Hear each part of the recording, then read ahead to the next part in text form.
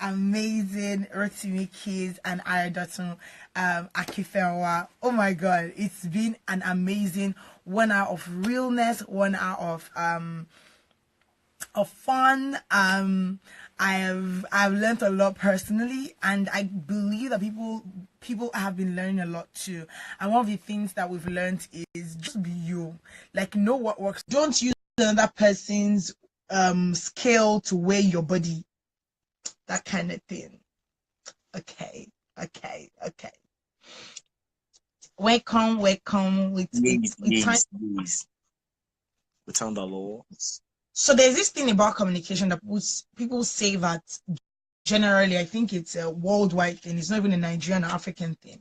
That people listen to reply and not listen to understand. What's your take on that? Especially in marriage, where the person is just saying everything and you're trying to understand, but the person is like, "Well, you're not talking to me. Well, you should reply me. Why are you keeping quiet?" And for you, you're trying to understand what the person is saying so that it doesn't look like you're just replying immediately. Okay, well, I think that I say something that as human beings, we are creatures of habit. If you've done something for a while, if you really want to get good at something, just keep doing it for a while. Keep doing it over and over. And I think we, as humans, we've kind of built that into our system in such a way that many a times, even when we're among friends, growing up and all that, we'd always done that. Like, especially when you're having arguments, you're not listening to understand, you're listening to reply because you already have what you're going to counter what the person is saying already. Everybody has those episodes. We So have our own episodes. all of us are guilty of it. So I think that in the first phase of either friendship or dating or whatever, I think that is going to come. I think, and the essence of, those times is for you to be able to rub off on each other, grind each other. Those rough edges start coming off when two rough surfaces start grinding on each other. They start smoothing each other out. So everybody is guilty of it. We've had our own episodes too, and I think those are the things that now really brought out those early stage arguments out, because I'm like, that is you're not listening to me right now. This is not what and then I say something and she says, I'm like, that's not what I meant. Things like that. So I think that everybody is guilty of that. I think that it's something that all of us over the years have kind of just inculcated. It's just normal. But you now have to consciously start unlearning those things, especially when you start dealing with intimate issues and issues about your future and things like that. You need to now start unlearning them. For me, it's not a bad thing when you find yourself in that place. The bad thing is if you stay there. So I don't know if she wants to have anything to. Well, I think, you know how if you want to get better at anything, you have to keep at it. So even if you find yourself in that place where you're, not communicating effectively, the other person, we've had loads of episodes like that, where he says something, I'm like, no, I'm already interpreting it and I'm filtering it the way I want to hear it. I'm like, yes, that's what you're saying. And you're like, don't listen. You don't listen. But I think is what he said, the fact that you don't stay there, you keep working at it, so that one day the person will just say, I've heard. So sometimes I say to him, okay, what I just said now, yeah, explain what I mean. Yeah, explain. And I'm like, of course I understand you. So I think working at it, keeping at it. So even if you miscommunicate often, and you're having all those issues, you have to keep at it. You have to keep at it because you're in it for life. So you better. And it's the same way. As I said, and trying to communicate. You want to get good at something, just keep doing it. Yeah. I think it's to get better. So the more you keep doing it consciously, on learning those things, the better you get at it. So after a while, she doesn't need to say some things before I understand what she's saying. I don't need to talk before she understands what I'm trying to say. When it comes to love language, a lot of people have had that friction on I think that for love language, there's always that dominant one love language of each individual that shows more or that is expressed more than the other one. So when both of you knew your love languages, or when you got to talk about them, how do you manage to like go through each day or each moment where it's been expressed and the other person appreciates it, or even when the other person doesn't understand it? Or did you have a time where you didn't understand or know how to kind of feed each other's love language? Okay, so I think that her love language is French. My own love language is Mandarin. Wow. I mean, it's not language we are talking about.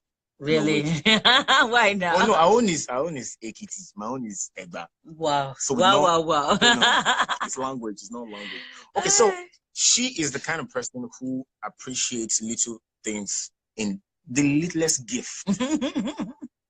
She goes littlest acts. You know, like acts of service, gifts, like those little things go well with her. Who's my own? I don't even know, because you're all over the place. Yeah, I'm all over the place. It's weird. You buy me a gift, like I'm not big on so gifts. It's weird, like I'm the one that gives gifts. Like, why are you giving me this? Why? I'm used to giving. That's how I look. Like, I'm the one that gives gifts. I've always been used to giving. You know, so when she gives me, I'm like, oh yeah. So this is a live show now. Tell me what you like. Wait first now. So one of the because I don't get it. It's all over the place. So me, I know that one of my love languages is toys. You know, it's toys. You know, that thing that they say, baby, look, family, you know, that's that one. You know, she have.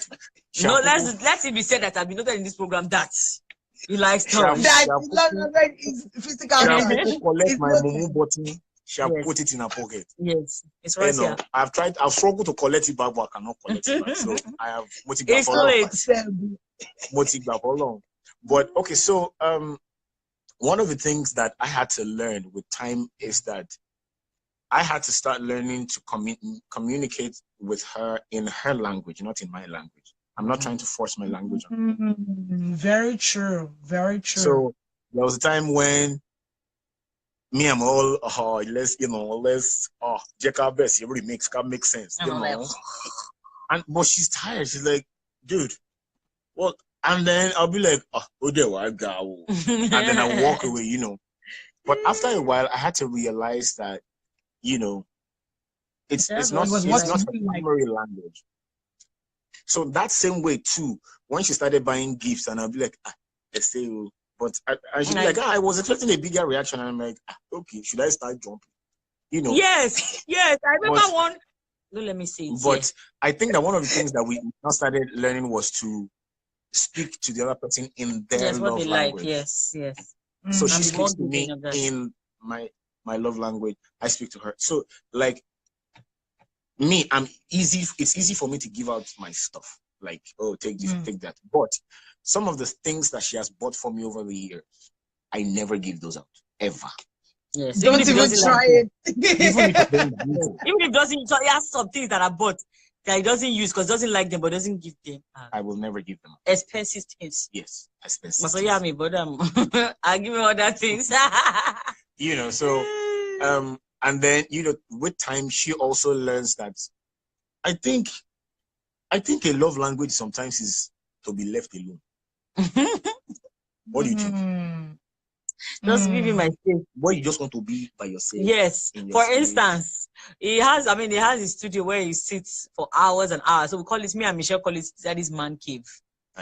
He just sits here away from the world. He's either working, even when he's relaxing, he's here.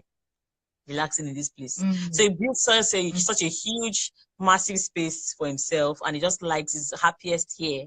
Chilling, either working or chilling, but that's his man cave. So we give him his space. So sometimes when they say they want to go for the weekend, I know somewhere at the back of her mind she's trying to. She realizes, that weekend he needs some time for himself. So they will either go to a mall or go to her mom's house or something. I understand that that's what she's trying to do. You now do little things and now show up in the night.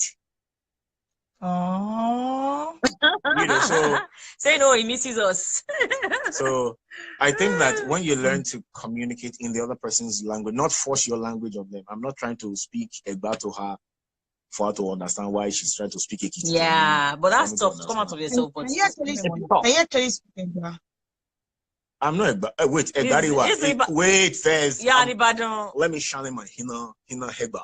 Where is it? That's it. So the Punoye. No, that's Ijebu. That's Ijebu. Shamti Punoye. Shamti Pani. Shamti Puni. Shamti past tense and past participle. Is that not? Yeah. So yeah, I think that's one of the things the rough edges we had to brush off each other. Sort of. Yeah, but you discover things as you go along. Those first few years, you have to work a lot of things out. Yeah. So one thing also is this: don't be You're going to be in a relation in May. Yeah, next month for 7 years. In this relationship, don't tight the word to your chest. Yes. don't tight the word to your chest. I love that. I'm the man of this. You cannot. So like when we're having arguments, one of the rules we kind of set is this: we never go to bed with an argument, no matter how hard it gets. Like, even if we don't settle that argument, once she gets into bed or when I get to bed, you just see the other person turn, oh, baby, I'm sorry. Oh, baby, me too, I'm sorry. That's the end. We have go. You understand? So even if that same argument now comes up maybe weeks later, we'll continue from where we left it off. Then we take it forward again. But we never sleep on an argument. We never sleep with tightening the water on chest. So that's one thing that I also know helps. Don't be too. I don't personally. I don't flourish in a place of too many hard-edged rules. You must do this. It's true that we bath Michelle today, then you will bath her tomorrow. I don't flourish in those places. I'm the kind of person who sees it as a relationship, not a duty.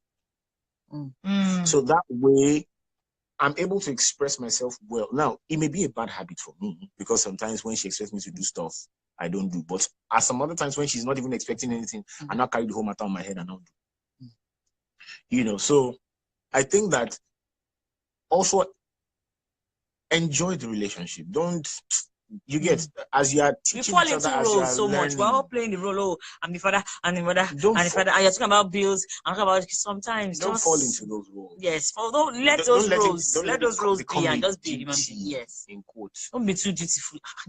Because sometimes I'm like, okay, so I want to go and buy groceries. And after that, I have to start at Michelle's school. And our homework is what's it called? And I'm getting a report from our teacher. And then I'm like, after I'm like, breathe. Like all these rules, okay. Exactly. So, I just calm down. I'm like, please, before we became parents, we're people who before we became husband, yes, we're people who had, dreams, hopes, and we just wanted to breathe and just be human. So we cannot come and go and kill ourselves. Yes. Help. It works for us. The word to your chest.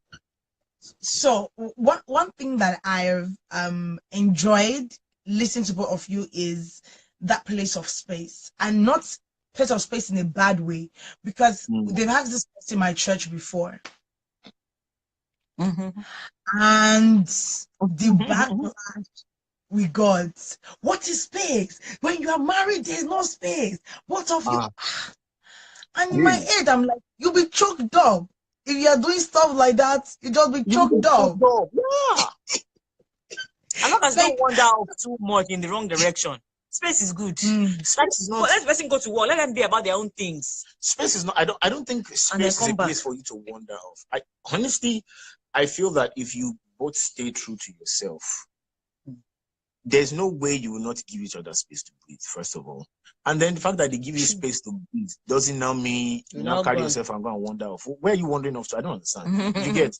If you wander off, then there's a foundational problem in the first place. That's the way I see it. So this space I am looking for is not necessarily space to wander off. I'm a creative person. She's a creative person. She needs her space to just be by herself. I need space to be by myself. So there's sometimes people are not creative. They don't want space. Exactly. So that's why I said different things will have to work for different people. We value have your own space when you do your own thing. Hang out with your girls. Be a human by yourself without that dutiful thing. I think everybody deserves that. We catch movies as much as we have time to, but sometimes I just speak myself. Sometimes I call another person. I'm like, oh babe, what are you doing? She's trying to do one document for one client. Okay.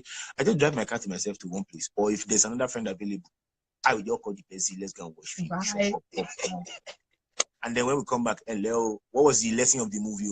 This is Pete Doshie slap. You would ever watch Pete Doshie? Don't making fun of my Nigerian movies. Pete Doshie slap. Oh. The elders of the village, and there and there are sometimes too she will just carry a car key and say, I'm going to watch film with either another. Well, a lot of times I tend to drag you a lot. Yeah, she tries to drag me, but when I'm not available, she will now drag her mom or any of her friends. It's not a big deal. Like, okay, so this is left for interpretation of people, right? But she is, you know, when the Bible says a lot of daughters have done well, but you exceed them all. She's not the only good person in the world. In my diary, she's the best person, and I'm not lying to myself. She's the best person. I have other friends who are also good people, so I get to hang out with them once in a while. Sometimes, in fact, I think most of my other friends, I have one of them is a guy. All the others are ladies. She knows all of them. In fact, all of them have now started ganging up against me. I'm just looking at them like this.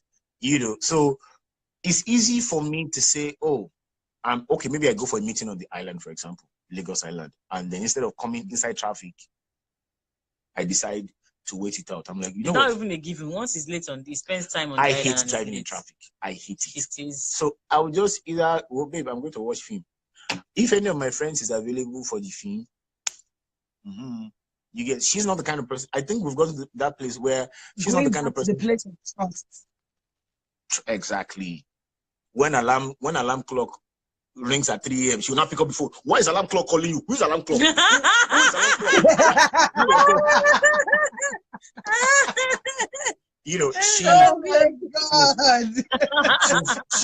she's not that person. You know, so. You watch too many Nigerian movies. Ironically, also goofy. Oh no. That's one thing we are never not. We are always goofy. Always goofy. Like always. So now we worked ourselves to the place of trust.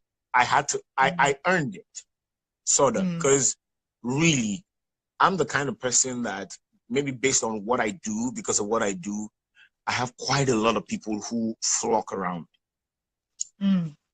But she realizes lots of guests. Musicians, you gotta escape that. she one thing I told her is this. I said, see, if I want to cheat, I will cheat this shit you will not know. But before I met you, I have never cheated. There was no reason for me to do. You know, at least God has helped me in that department. So after you have come into my life, you have even come to make my life better. So where am I going to cheat, to where, with who, how? You know, so over time, she now understood that. At first, she didn't understand it. She's like, what you saying? I know that you musicians used to have, but after a while, she just realized, see, I cannot come and go and kill myself. This guy, I trust him. Go. Bye-bye. You know, so she too, she's hanging somewhere. Big deal? Nothing. You know, so I think that that's also a sore spot in marriage. I think that place of total trust is a sore spot. And, well, at least God has helped us to be able to kind of sort that one out. And trust me, that's one of the most important pillars that can hold a marriage and a relationship together. That trust. That trust is very, very. I travel a lot. Sometimes I'm out of town for weeks and all that and all that. In the middle of that, she's not scared. She's not thinking, I put in a girlfriend because America. You know, those things are not there, because in the middle of that, we are calling each other while I'm on the road. We are yabbing each other. We are FaceTiming. There's nothing to hide. Put it that way. You know, so I think that's a very important thing. Okay, so I'll ask 3 in one question so that I'll kind of put it together. So when I want to talk about the language, I think everybody has different ways of expressing it. how they react to things, but their body, I think my face tells me off for anything. You be like, oh, what's wrong with you? Nothing. But my face just tells me off. So I want to talk about body language and how it kind of makes or mar a conversation. I also want to talk about constructive criticism, as they call it. You're both creatives, and you will say, oh, listen to this, or you will say, watch this. How do you kind of give results to the assignment without making the other person feel let's say bad in a certain way of how they did it? Then how did you communicate about raising your children or your kids when it comes to like who is going to be a strict person, or no, both of us will be strict, or who is going to beat, or that kind of thing? So that you okay, so let me gloss over it real quick. I think she has to go at some point. Who, me? Yes, sir. No, I'm good. Are you sure? Yes, I'm pressing computer here too. Okay. So the first one is body language. I think that maybe because we are best of friends, it's very hard for the other person to hide body language. It's not possible. By the time the person is slamming doors 10 times, you know that the person is mad. So about something. Exactly, so that's that. It's very difficult because we've known each other that well now. It's difficult. So I think that if you get to that place where both of you are so in sync with each other, you know that even if the person is not, so even it's not, yes. Sometimes when I am upset, moods, yes. Most of the time when I'm upset, I don't talk. Yes. Like I'd rather not talk, because then when I get to the place where I talk, I probably will say things that I will regret. But I know the look. So from the look, she knows what's happening. We're in that phase right now. Second question, from the place of constructive criticism.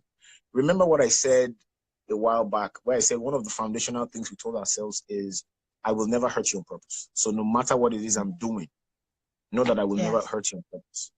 So even if the person at that point in time is trying to correct you and you think that the correction is a bit too harsh, it's like, it's like winter. It's too cold. So I know you can relate with that. No, but funny enough, his criticism, I need it a lot.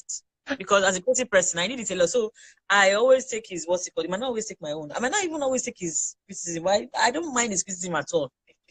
I don't actually mind his criticism. I always want to, I'm like, please come and see this post. So we ask for each other's opinion. Come and see this post. We ask for each other's opinion. A lot. So sometimes I'm pressing piano in the studio. I said she just carry laptop and back into the studio. Bah! So hey, baby. So I was trying to, and I'm like, I'm writing music here. I don't care. See this thing here. So I actually want the criticism because I know that this is a safe zone. It's not somebody hating you. So I actually want the criticism. So even if when I'm criticizing, I try not to use harsh words.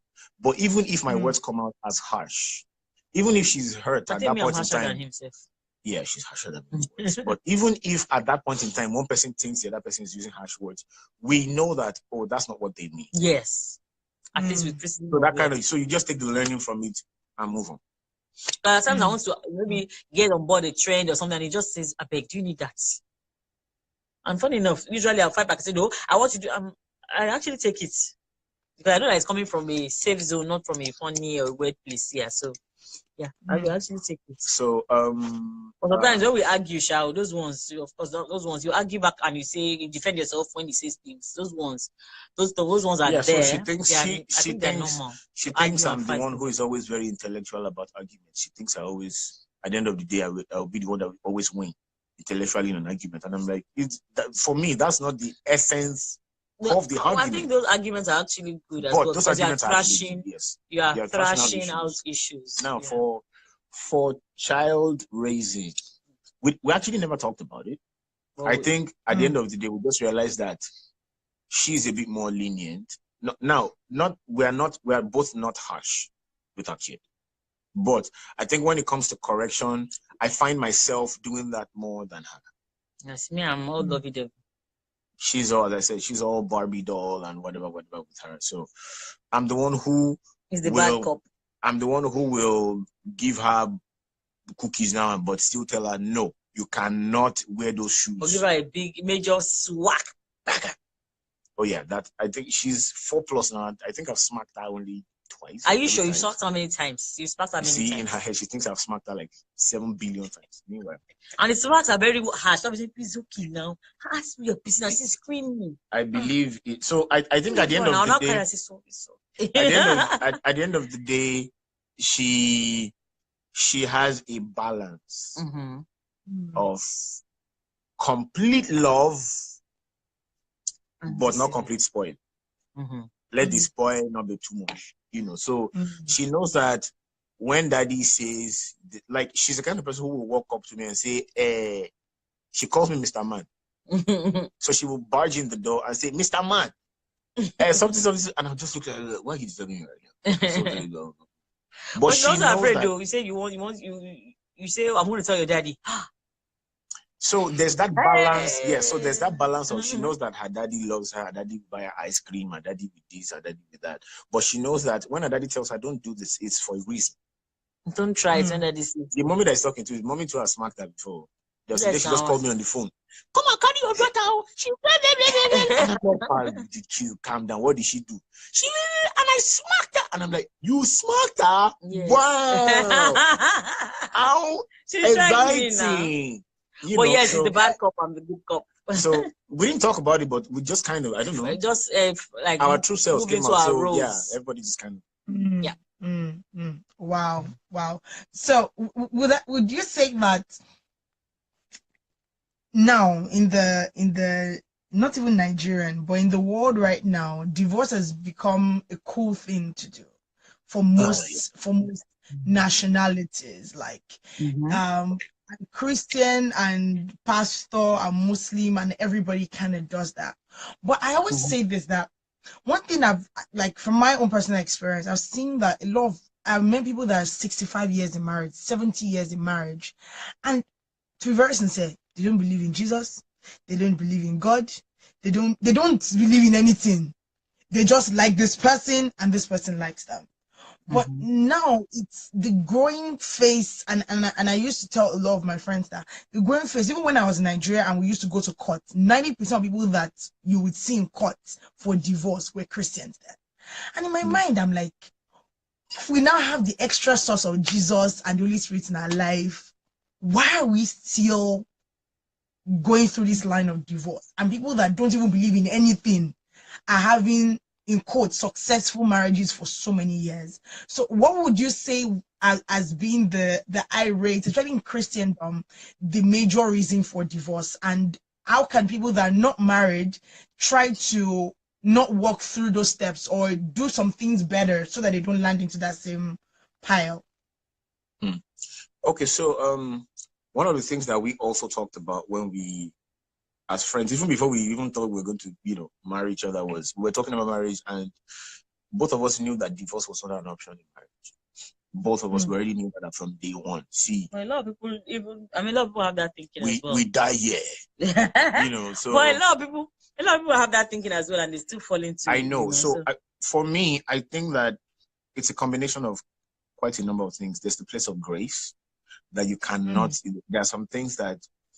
See, grace places you in the right place at the right time. There are some things that are supposed to tell us, and plenty. All that. And yeah, there have been things that should have torn us apart. It. Plenty. And they'll be valid. We just never got to that place where I said we are not doing it. So I think that we need to understand this, that Christianity is, see, when you say you're a Christian, Christianity does not automatically fix your bad habits. You are human. Know that you are human enough to be Christian, but you are still Christian enough to be human. You are a human being. Yeah. Now, I'm not saying that people who go through divorce are bad habit people. Don't get me wrong. Okay? So that's why I said, first of all, let's just pray for grace in the first place. First of all. As a good marriage that stays, a gift from God. It's a gift from God. Whether you are a Christian or not, whether you want to admit it or not, it's just you just kind of found the right person at the right time, and both of you just kind of, no matter what it is, you just work through it together, right? Number one. But I've also realized something nowadays. I feel that a lot of people who are in their early 20s, late 20s, we are both in our 30s right now. So when we're in our 20s. 30 look like a long place away. but we got there. Now, when our 30s and 40 looks like a long place away, it doesn't look long. It doesn't look like that anymore because we are telling ourselves the truth. So I think that a lot of young people nowadays are looking for, you have to put in the work. I'm sorry, you have to put in the work. See, when we started getting to the place where we were even starting to date, I was driving a second-hand car, and our first car then was a brand new car. I know so many people where the man will start feeling intimidated by things like that. Yeah. Right? The first was my mom in that car. I think I added some change when she wanted to buy the car. I think I added some change on top of it. Yes, 2%. 2%, really. You know, the first, I think after the first few days, we needed to change maybe tires or something in the car. It was me that carried the matter on my head. On the very first day I got and I changed the tire for her. I bought it with my mom. It's for me, it doesn't take out of you who you are. I feel that humanity just gets in the way. People issues.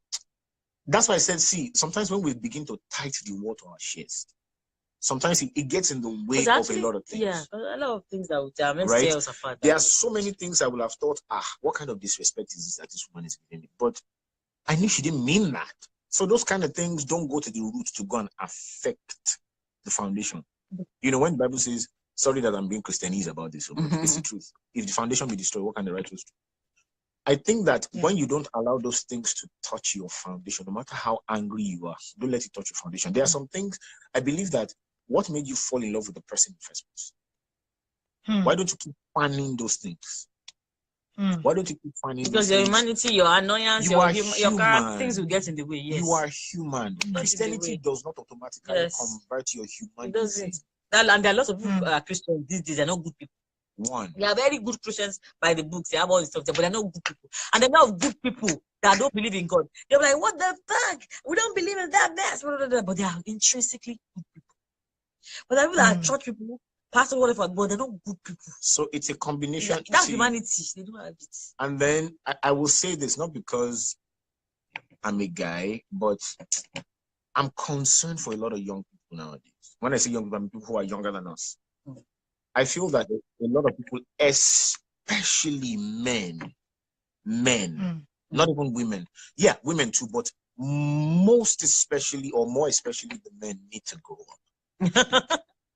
A lot of men need to learn a lot of things. I'm sorry, it is what it is. I'm a guy. So, and I hear stories and I'm like, no, come on. Even me as a single person, I never thought this way. So I think that yes, you were brought up a certain way, in quote, all of us were brought up a certain way. But I think that when you get to the place of adulthood, when you get to start deciding for yourself, you begin to ask those questions. You know, when we didn't go into a relationship with the back door open. I think that a lot of people go into relationships with the back door open nowadays. You know, when you have your back against the wall, you will fight back. You will fight for this relationship. But when you have the back door open, when you have your back against that wall, you open the door and you walk out. So I feel that that's what's happening a lot in relationships and even in marriages. You know, there are a few cases here and there where there are some things where they say, irreconcilable differences. Sometimes, yes, those things are valid points. Yes, there are a lot of things that happen. I can tell you that most of the time, those people that say irreconcilable differences, they are reconcilable. They just didn't want to. They opened the back door too soon and just fled. They gave up too soon. I mean, yes, there are issues. Let me not see. There are a lot of issues. There are friends people that have issues, man. Let's not face it. We've had our very issues. valid stuff. We had friends who've had issues. We've had friends go through divorce also, and we've tried to do our part to kind of make them stay together first, you know. But when they explained, we realized that okay, maybe there were some foundational issues. See, we're still going back to foundation. But at the end of the day, a good marriage is a gift from God, because some people have the same issues as you. That's why I said, see, it's a combination of a lot of things. First of all, you can't take out that place of grace. And when I say grace, I don't mean grace in a Christian way alone. No, ease. When you just have ease. When you just find someone where you are just yourself with the person, no matter who you are. Even with the issues, you are still unapologetically yourself with the person. There's no hiding. First of all, and even with the issues, you are. It's a gift. You are still It's a gift. We've talked, there are times when she's asked me, okay, so if you were not married to me, who do you think you would be married to right now? And honestly, I tell her the truth, is that, see, I could have tried this person, I could have tried that person, but I think ultimately it will lead me back to you. That sounds like a Backstreet song. Ooh, lyrics. Don't worry, we know you're romantic. Don't worry.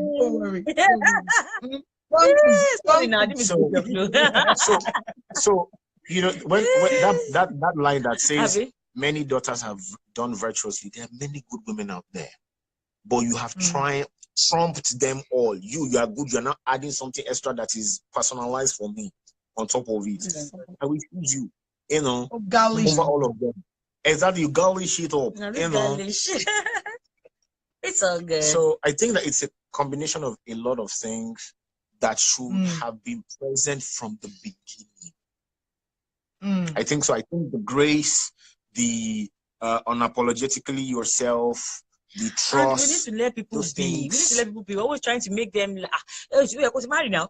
We're going to marry. We're always giving people our timetable and stuff, and we harass people into this. So people tend to settle. I see a lot of people say, just introduce me to one girl, let me marry. I'm like, is that how they get married? Like, really? So let me tell you one very funny one in my church. I know a couple of single guys that don't attend my church, and they'll be like, that so many people have told me this head meeting that if I want to look for a wife, I should come to your church. I'm like, wow. That's so random. So when you can meet your wife in the plane, you can meet, just so random. So stop harassing people to get married. Men, women, it's just really free there. Because honestly, it's the process of trying to fit into that. Oh, by this time I should be married. So they'll just pick somebody and then so let people be. Honestly, there's nowhere in the Bible that says, by this age you must marry. By this age you must work. In the Bible, you must even get married. All those cultural things, I'm even if I've tried a campaign on my page, my personal page. All those they just free me. All those cultural things have just free me. Honestly, I think we need to say this. First of all, before you even get to the place where you think that you want to marry, see this thing that they said, oh, you complete me. Well. You complete me. Honestly, I don't believe it. Okay? You're complete in Christ. First of all, be complete by yourself. Hallelujah. Christ. Be complete by yourself. The other person comes to make you better. When you have two complete people come together, so it's now a case of one person chases 1,000, but then two chases 10,000. Not half and half. Not half and half. One to now say we want to chase 1,000. Don't think you have. Don't be looking for a person who will fill one void inside you. At the end of the day, you will have too much expectation. If you are waiting for that void in marriage, you will still be seeing the void.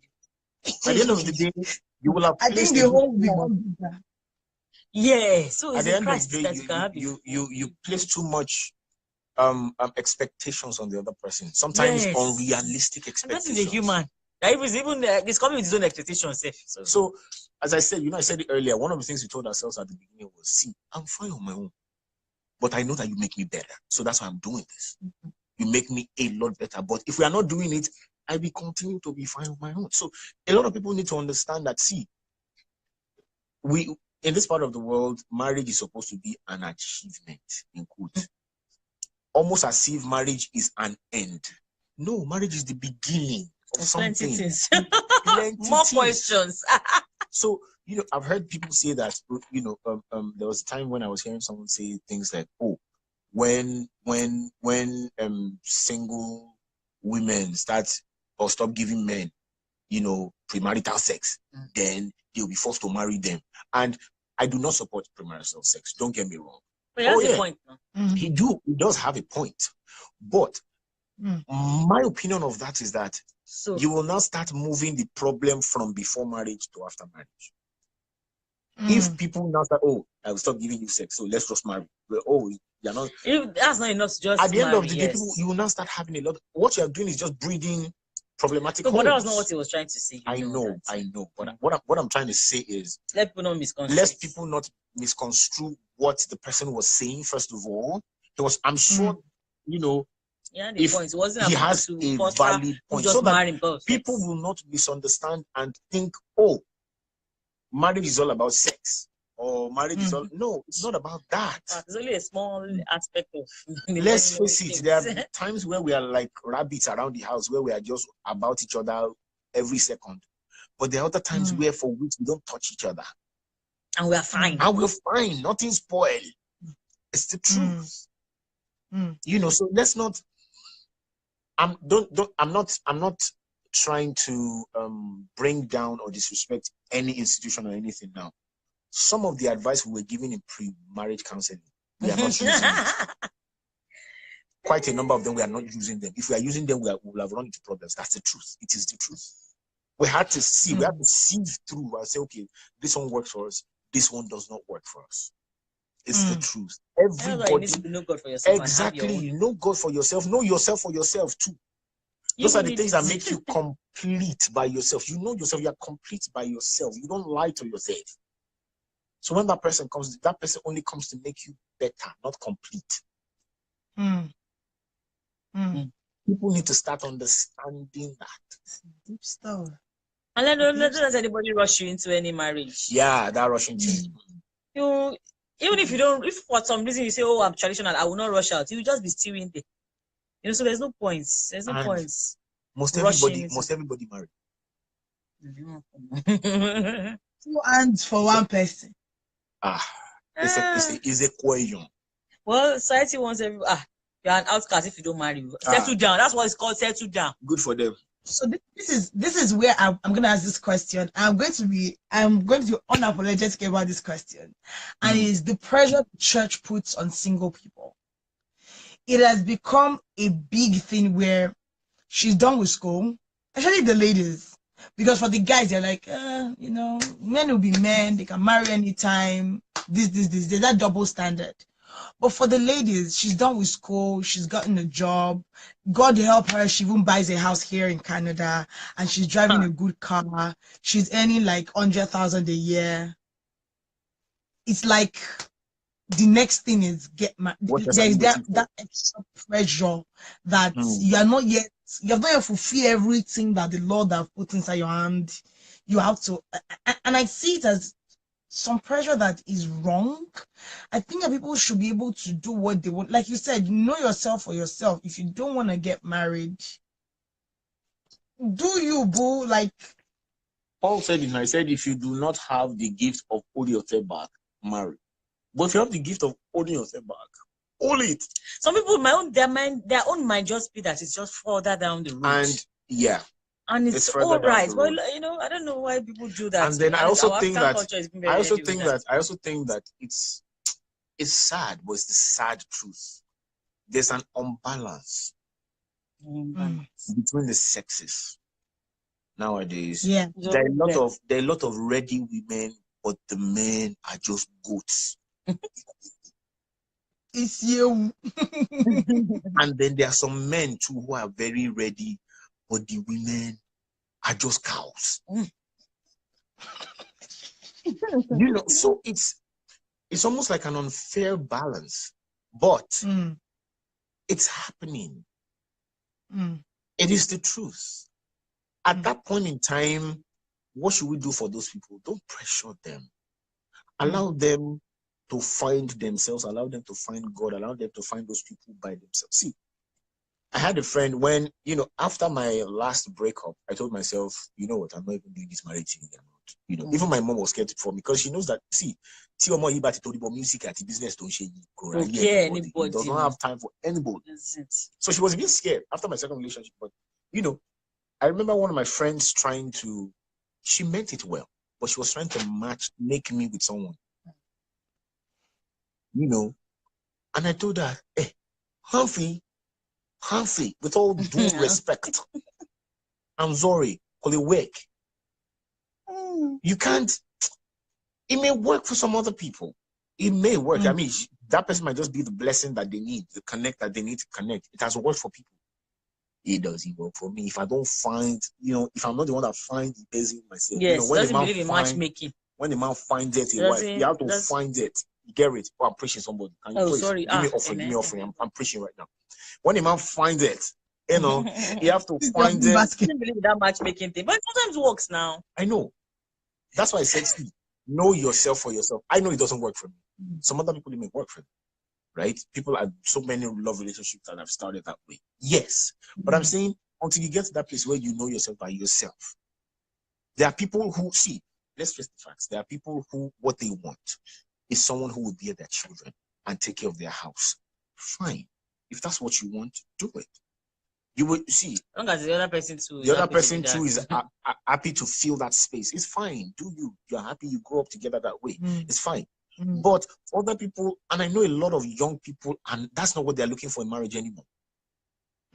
Especially a lot of people coming up now, they're not looking for all that. We have gone from the age of our parents where it's just about marry, born children, grow old. No, people are looking for more now. Yeah. So that brings the question. Everybody needs to grow up before you get to that place where you want to commit. But a lot of people are not grown up nowadays. It's the truth. It's sad, but it's the truth. You know, so all those things need to be sorted first. If you sort it in your 40s, then go and marry in your 40s. If you don't sort it, you will still have that problem. Sure. If you don't sort those foundational issues with yourself, or someone helps you to solve it, whichever way happens, solve it, solve it. Solve it. You know. So,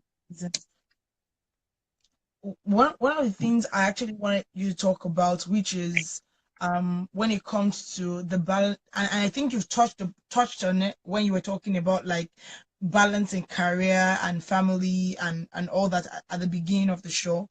But one thing I want to talk about is this purpose thing, right? Or my purpose is to be a producer or an engineer or whatever it is. And this woman, before you got married to her, this man before you got married to him, also set down, these are my goals, these are the things that I have in mind, the things I want to achieve in life. And we notice that something always happens when most of them get married. It's one of the two, about either you see both of them like on fire doing that thing on in speed and doing everything, or you just that one person just goes cold and you only see one person in the scene, or vice versa. So for most ladies, they're scared of, what if I get married and this guy just says, oh, everything is lock and key, you have to ask for permission for this, or you have to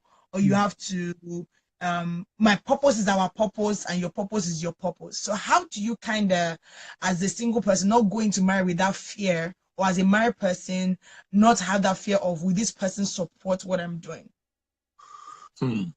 Okay, so one of the things that helped us was the fact that we were very, very open and very clear about the kind of person we wanted, right? I knew I wanted a woman that I would respect. You know, she kind of terms it, a big girl. Yes, I mentioned a big girl before. I want someone who, as I am bringing value to the table, you are bringing value. That way, I will never get tired of you. You will not feel like a possession to me. You will feel like an asset. But what about people that the man is not feeling like that, and the woman? That's what works for them. That's why I said, see, you have to know the formula that works for you.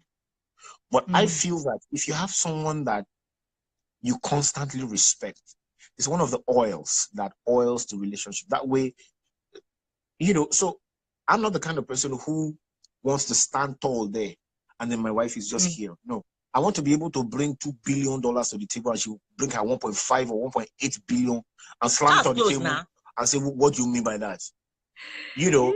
So I want to be able to bring 5 million and she will bring 10 million on some other days when I don't have too much money. So I want someone to be able to, someone who will not lose herself. Because I feel that that's what happens when people convert. They get into that.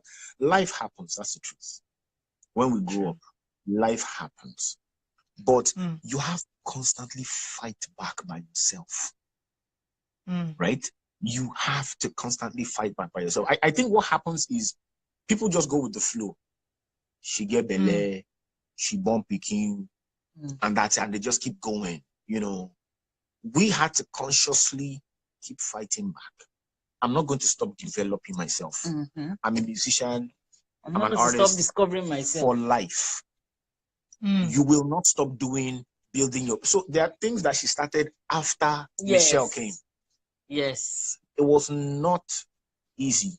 But I don't think without his support, I would have been able to do. Yes, yeah. We are blessed to have support. You know, thank God for that. Our parents. No, even you. As in, without your support, I don't think I would have been. Because I'm too conservative. I didn't want to. I was not adventurous about anything. So it was his support and his encouragement and giving that enabling environment that really, really helped me to start off a lot of things. So and it's.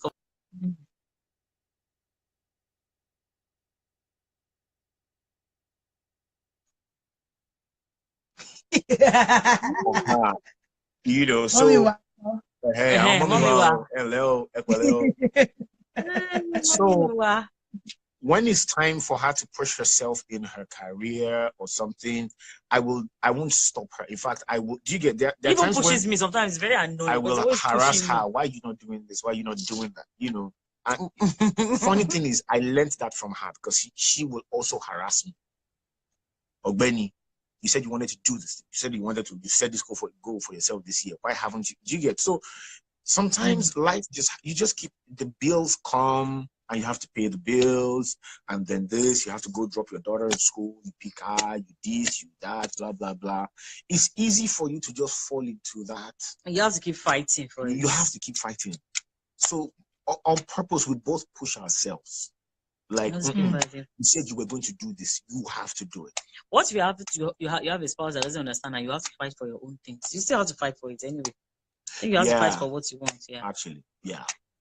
But there are times when it might turn, even him, with all the support he gives me, there are times when he's just like, look, there are days that he's like not a believer anymore, what I'm doing. And he freaks out. And then you can switch back. And those are I am fighting. Because it's like, look, I actually want to change this to this. I don't change. And those days I'm fighting. So I think you have to fight for what it is that you.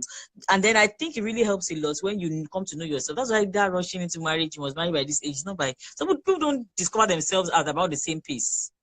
Some people are late bloomers. So discovering yourself and what you're about and what you believe the purpose is for your life and your giftings and your space and your place is very fundamental. So that way you can even pick and choose the spouse that fits that or that won't fit that. I mean, I was in a relationship with somebody who till today is my friend because he never offended me, not once.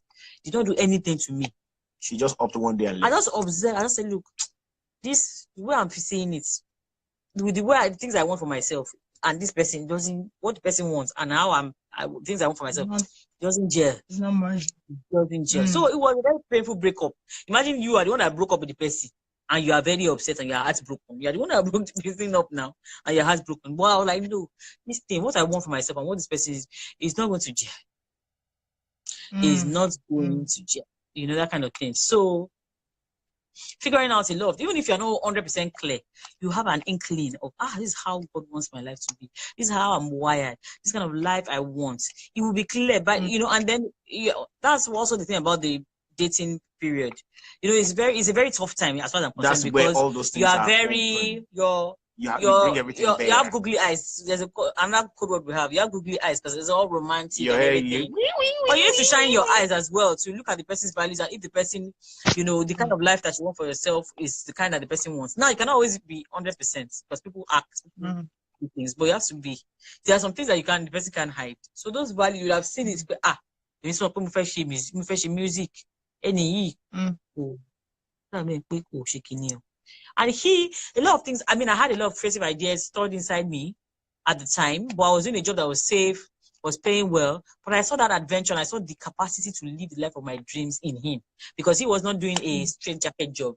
His work was very adventurous, very different. So I said, perhaps my life can go in a more adventurous way. Those things I'm seeing in my inside, my life can go in this direction because of the way this person is and the way it's going.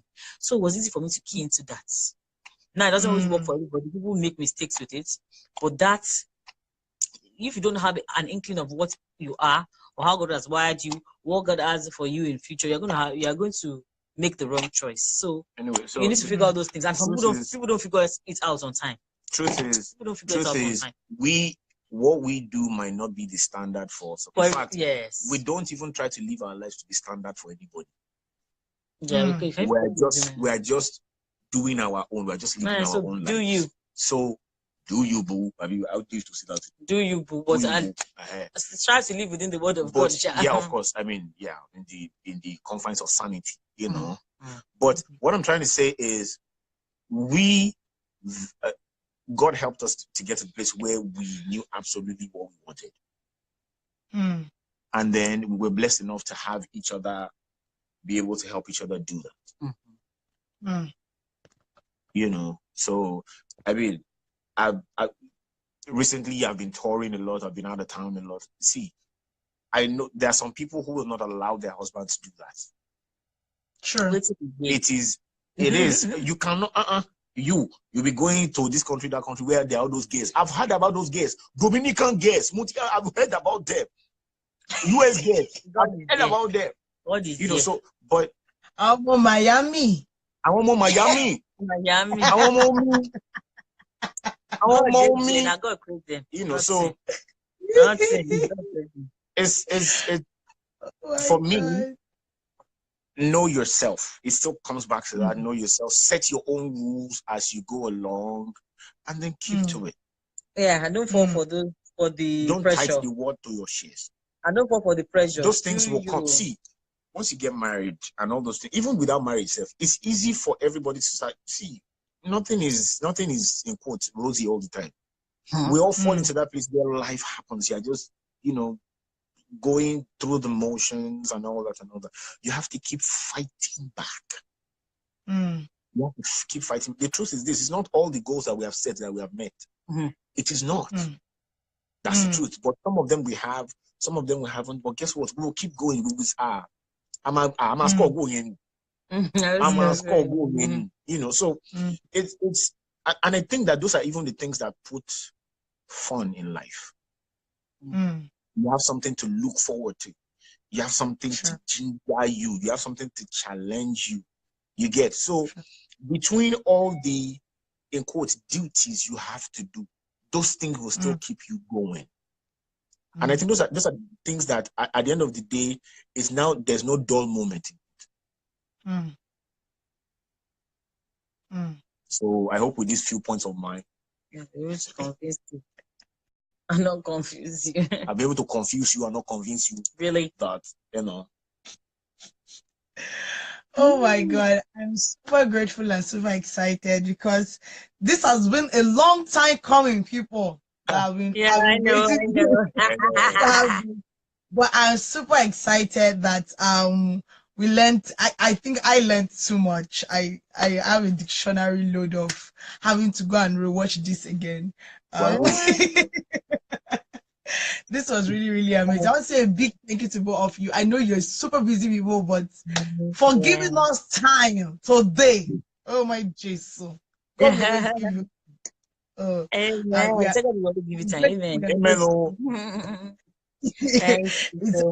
It's amazing how much work that I would say that from what I learned from both of you today is the intentionality of putting the work in. You can't just say, I will do it. You have to put the work in.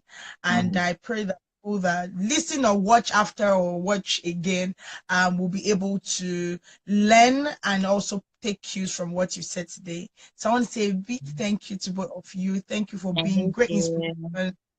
Individually, you guys inspire, and together, you guys inspire. So I want to say a big thank you. God bless you. And I love to Michelle, and have an amazing day. Enjoy the rest of the month. You too. Thank you so much for having us. We knock your door surprisingly. I personally, I said I will surprise both of you one day. Don't worry. I just knocked the door of your office or your house and said, come. Well, you're welcome. It's coming like a it's coming like a thief in the night, Abby. It's okay. All right. Thank you very much. And I must say that I think it's a good thing you're doing. I mean, I'm sure people who are hearing us talk now, they probably think we've known each other for long. We've never met physically. It's amazing how I think your person is amazing. I think your personality is amazing. So Yeah, I keep being agree. you. Keep being you. Yes. I think Well this is what you done. do. Thank you So, very much, sir. oh, wow. Watch it. Watch it. So when you come to town, there's this pepper rice place. We need to take you to. Hey, Yes. she's son. We need to I am. baptize you. We need to Yes. baptize You I will you. bring some and carry back to God to Canada. my. I will bring a pepper. Will be more flagyl so that everything will be Bring good. everything. It's all right.